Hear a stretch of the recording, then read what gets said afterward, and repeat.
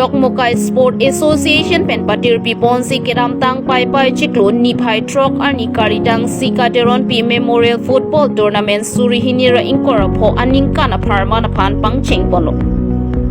Sika Teronpi Amen pen football tournament angdung keti kepaman pon along manpeng aluhi MLA Dorsim Ronghak laben KAC Chairman Raju Diso EM Lunsing Teron Adom Chetong Lunsi Sika Teronpi Amen pen football tournament angdung keti kepaman pon along RDP Donlo.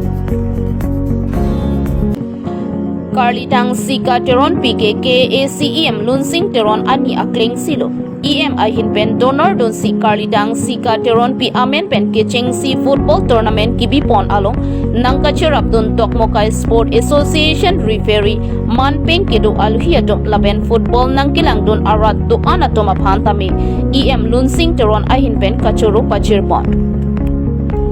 Final angdung kiti kapathu pon laki Little Star FC laben Manja FC atom angbong si pathu pon.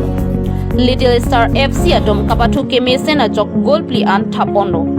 Manja FC atom gol ni an kachitudun unchot ajok Little Star FC atom along remdun deadlo. Karlitang Sika Teronpi Memorial Football Tournament angdung kitia hut Little Star FC atom si kehai anong e tangka suri krepho laben trophy chepari deng ponlonglo. Manja FC atom kerem anong e tangka suri kep laben trophy chepari deng ponlonglo. Abang tu pen nonu ibu angkang ibu sui abang tu aning pon po abang tu ning jesi hingga pun manda ni hiung gini pising lah tengok ekor mukadom. Dok Mukaben Thomas Terang report Karbi Life.